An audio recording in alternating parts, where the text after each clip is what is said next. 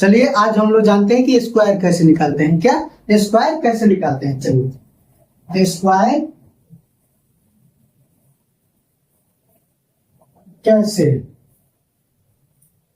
निकालते हैं, स्क्वायर कैसे निकालते हैं। ठीक है, पहले किसी भी संख्या के इकाई अंक से पता करें कि यह इसका स्क्वायर है। किसी भी संख्या के इकाई अंक से पता करें कि यह किसका स्क्वायर है। ठीक है, देखिए जिस संख्या के अंत में इकाई अंक एक हो वह संख्या, जिस संख्या के अंत में इकाई संख्या एक हो वह संख्या एक या 9 का स्क्वायर होगा। 1 या 9 का स्क्वायर होगा, मतलब जस्ट 9 का नहीं, मतलब 10 के बाद वाली संख्या।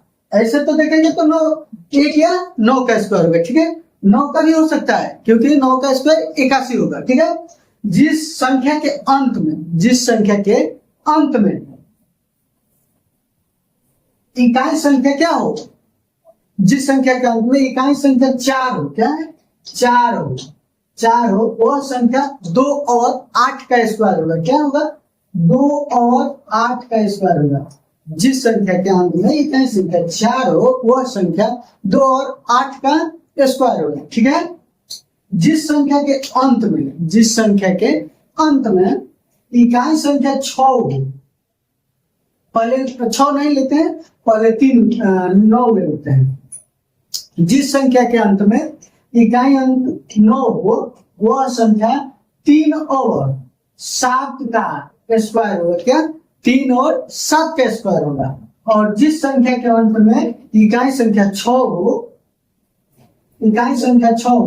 वह 6 का स्क्वायर, 4 का स्क्वायर और 6 का स्क्वायर होगा। 4 और 6 का स्क्वायर होगा।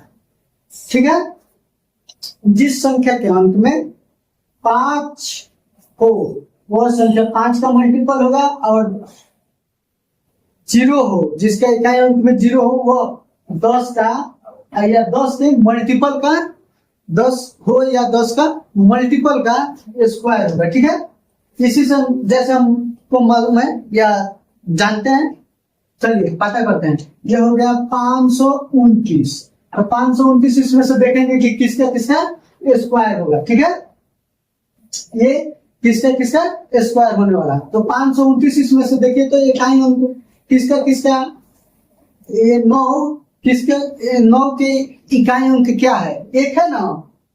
9 का इकाई अंक क्या है? 1 है। तो हम लोग जानते हैं कि 20 का स्क्वायर 400 होता है। 20 का स्क्वायर, इसमें इकाई संख्या क्या हो? 9 हो। तो 9 किसका है? 3 और 7 का है। 3 और 7 का है। तो हमको मालूम है कि 20 के स्क्वायर होगा 400। तो 400 के बाद में ये 23 का अगर चेक करते हैं तो 23 का स्क्वायर ये 529 आ जाता है। 23 का स्क्वायर 529 आ जाता है। ठीक है, अब एक और संख्या देखते हैं।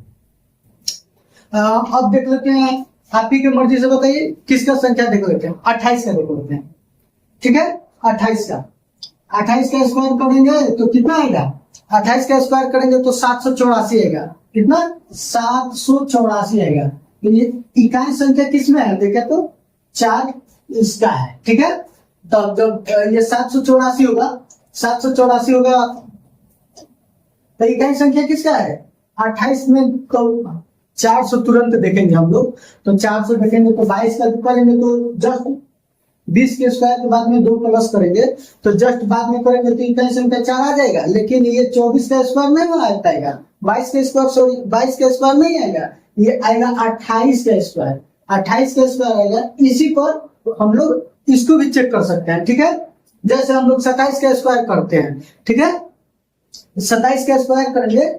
ठीक है, 27 का अगर स्क्वायर हम लोग करते हैं तो आता है 729। क्या? 729 आता है। 28 का स्क्वायर 729 आ जाएगा। तो देखते हैं कि इकाई संख्या किसका 9 है। तो देखिए 3 और 7 का जो मतलब 23 या 27 का स्क्वायर करेंगे तो इकाई संख्या 9 आएगा। तो ये कैसे पता कर लेंगे, जिसके अंत में लॉगे देखेंगे, डिस्टेंस देखेंगे, डिस्टेंस के माध्यम से पता कर लेंगे कि ये 23 वाला है या 27 वाला, ठीक है।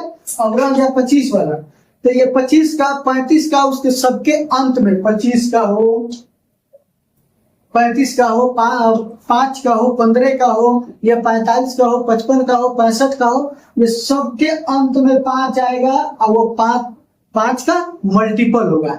जिसके अंत में इकाई संख्या 5 आएगा वो 5 का मल्टीपल होगा, ठीक है। और देखते हैं 10 का। तो 10 में तो जानते हैं कि 10 का 20 का मतलब 10 का कोई भी मल्टीपल हो उसका स्क्वायर करने पर इकाई संख्या क्या आएगा 0 ही आएगा, ठीक है।